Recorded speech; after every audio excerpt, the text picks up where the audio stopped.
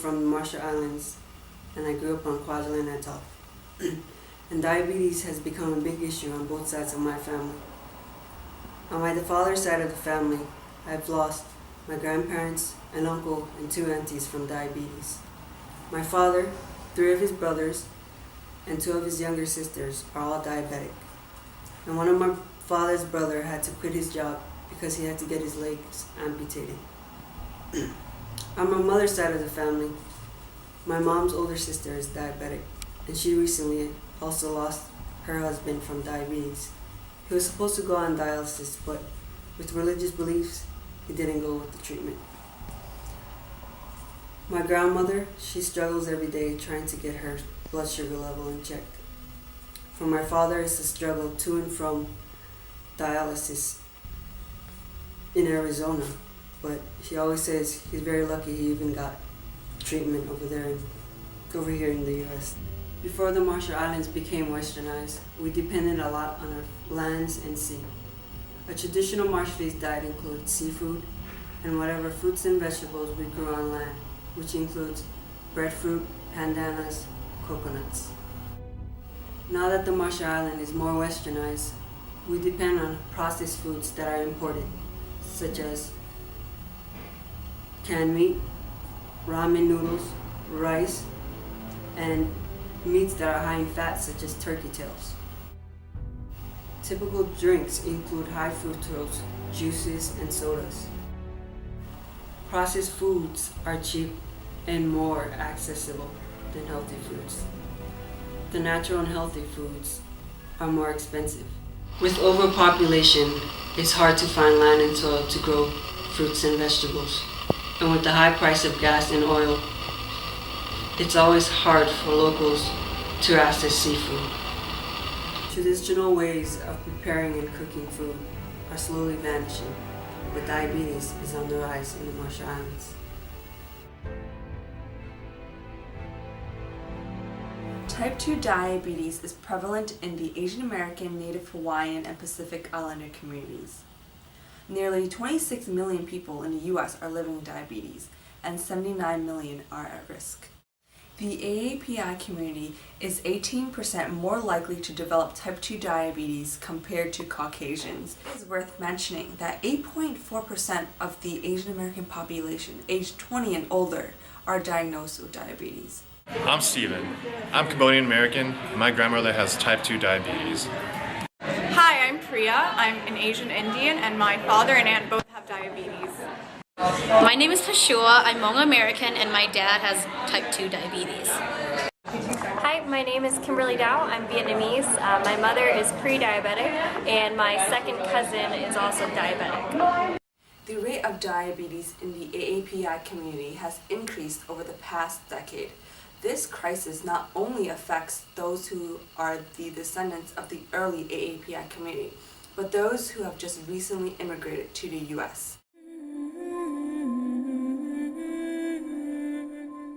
Diabetes is when a person has high blood sugar due to the lack of insulin production. This causes the body to not properly regulate the amount of sugar that enters the body's cells. Diabetes can lead to health complications in the eyes, the mouth, heart disease, diabetic foot, or dialysis of the kidneys. Because diabetes can cause kidney failure, dialysis is the medical treatment used to clean and filter the blood. The prevalence of diabetes in the AAPI community is due to environmental and genetic influence. However, the rate of diabetes in the Chinese American and Japanese American population is greater than the Chinese population living in China and the Japanese population living in Japan. Asian Americans living with diabetes in the US may seem healthy because of their BMI index, but the problem is that AAPIs develop diabetes at a much lower body weight compared to other ethnicities. Doctors have suggested that it is necessary to redefine overweight in the AAPI community by creating a more suitable BMI for our population. Overweight for the AAPI community would be 24 compared to 25 on a regular BMI index. Culture could be another indicator. Our parents and grandparents who have immigrated to the US may not have as much knowledge about diabetes. Now that we know that diabetes is so prevalent in the AAPI community, we should monitor our bodies and go to annual checkups. I believe it's very important to educate the Marshallese community on diet and nutrition when it comes to diabetes.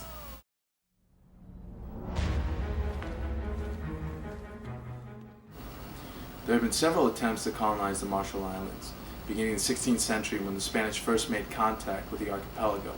The Germans tried their hands at colonization in 1885, followed by the Japanese in 1914.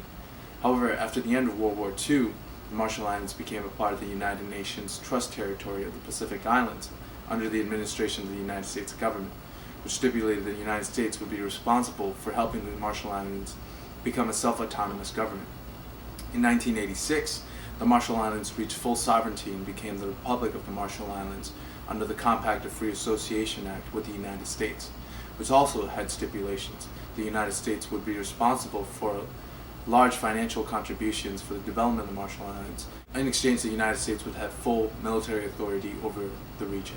The most important bilateral issue between the United States and the Republic of Marshall Islands has been over nuclear testing.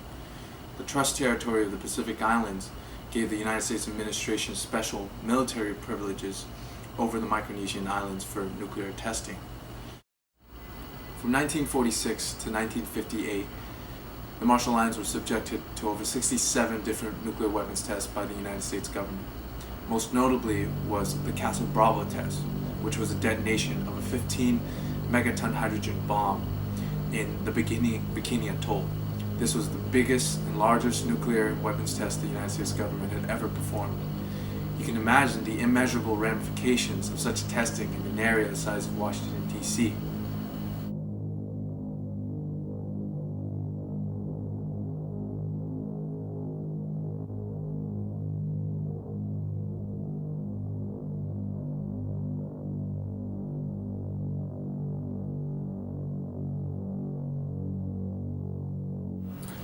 A large population of the Marshallese Islands were unable to live full and healthy lives after the nuclear testing.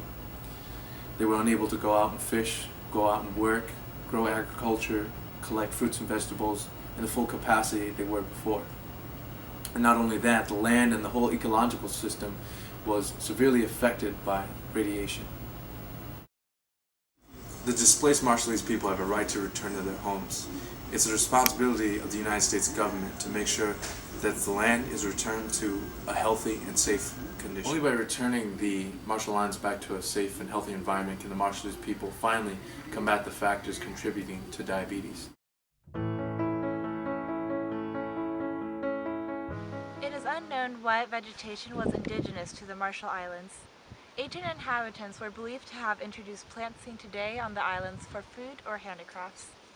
In terms of crops, arrowroot is an example of one of the most important and traditional crops on the island. However, today it's not grown as much. Other crops include taro, breadfruit, pumpkins, bananas, and pandanus. These wide ranges of plants were mostly introduced by the German and Japanese powers.